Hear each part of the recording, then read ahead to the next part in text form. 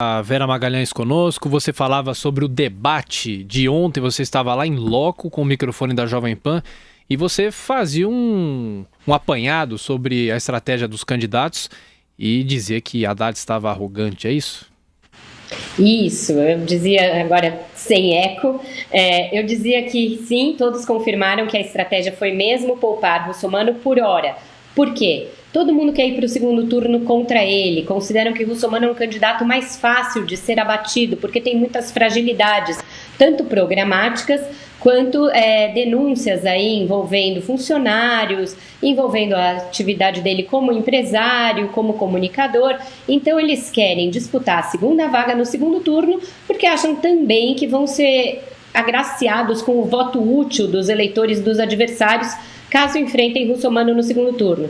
No entanto, nas conversas que eu tive ali nos bastidores, tanto com a senadora Marta Suplicy, quanto com o tucano João Dória Júnior, quanto com os aliados do prefeito Fernando Haddad, que saiu mais rápido, não ficou conversando ali, só se despediu da imprensa, eles dizem que a estratégia pode mudar no decorrer da campanha se Russomano abrir flancos para ser atacado. Vamos lembrar, em 2012, ele fez uma proposta ali de transporte público para preço de passagem de ônibus que não parava em pé. Foi ali que primeiro Haddad e depois José Serra começaram a desconstruí-lo. Isso funcionou e ele nem mesmo foi para o segundo turno. Russomano parece mais escolado agora, se segurou em propostas polêmicas ontem, mas teve um momento engraçado em que ele foi tentar fazer uma conta do que se poderia economizar em vagas de UTI se investisse em saúde básica e se enrolou um pouquinho na matemática ali. Teve alguns momentos tensos protagonizados pelo prefeito Fernando Haddad, que foi o alvo, como eu estava dizendo antes, dos demais adversários. Ele não gosta de ser criticado, ele reagiu por vezes com arrogância, por vezes com irritação, por vezes com um ar muito professoral que incomodou os seus aliados e cometeu alguns deslizes. Um deles foi criticar os policiais militares, atribuindo a uma suposta omissão ou até mesmo participação da PM o tráfico, que insiste em permanecer ali nas regiões das Cracolândias. E a outra foi, ao responder sobre corrupção de seu partido, o PT, ele disse que corrupção existe em todas as agremiações e incluiu igrejas. Nessa hora, seus aliados ligados tanto à Igreja Católica quanto a igrejas evangélicas puseram a mão na cabeça, disseram não, ele não podia ter feito isso. Esse tipo de coisa pega muito mal no eleitorado que eles precisam cativar, um eleitorado da periferia, muito próximo, tanto de comunidades eclesiais ali da Igreja Católica, quanto de igrejas evangélicas, pentecostais e neopentecostais. Então isso não foi considerado uma boa resposta do prefeito.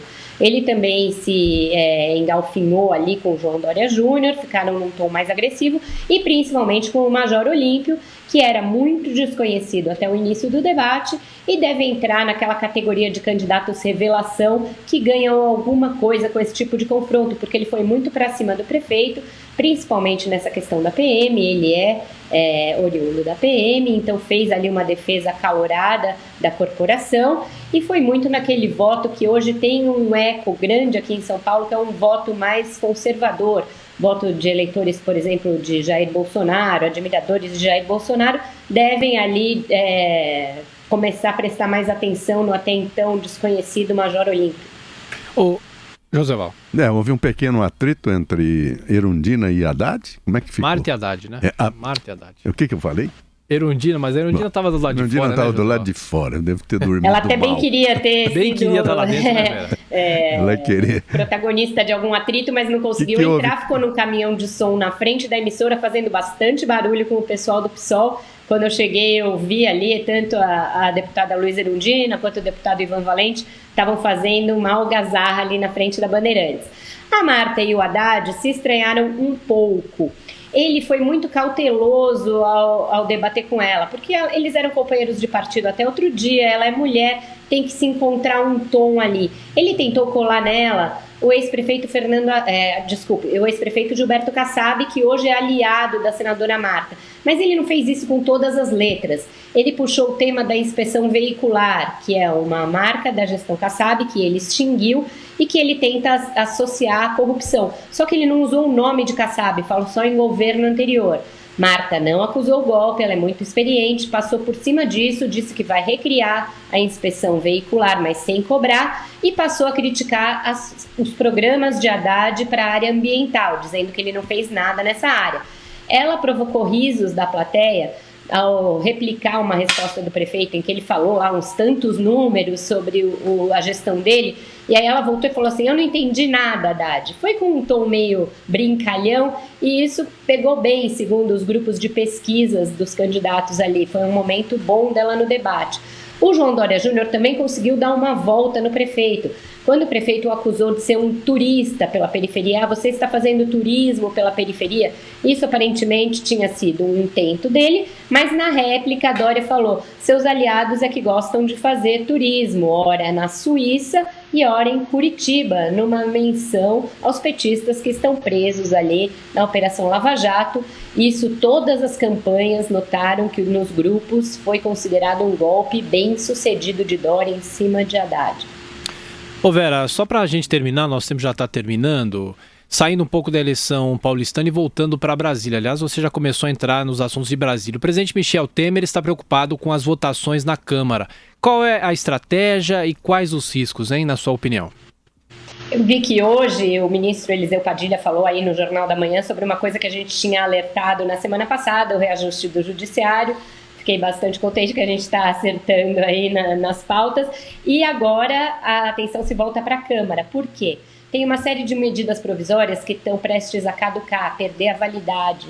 Uma delas é a que criou a Secretaria Especial, na qual está o ministro Moreira Franco, que vai cuidar das concessões. Tem umas outras tantas que estão ameaçando não ser votadas. Também tem muitos projetos do ajuste importantes para serem votados na Câmara. O governo está preocupado com o quórum.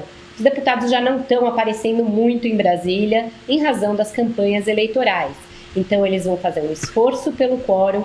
O número mágico que foi discutido num almoço ontem entre Temer, o presidente da Câmara, Rodrigo Maia, e líderes partidários é 420. Eles têm de colocar nesta semana 420 deputados em plenário para que o governo tenha uma folga, consiga vencer as obstruções do PT, que agora está na oposição e ainda guardou ali a memória de como se fazer obstrução na Câmara, e conseguir votar essas medidas que são importantes para ele começar a deslanchar seu governo, que se espera na semana que vem será um governo efetivo. Eles aproveitaram o início da reunião para descontrair um pouquinho, fazer brincadeiras com a Olimpíada, que a gente acabou de ver aí como um assunto na última reportagem, e brincaram que o governo Temer é tão bom que conseguiu fazer um baiano ganhar ganhar medalhas em 3 provas de velocidade ali na canoagem, o Isaquias.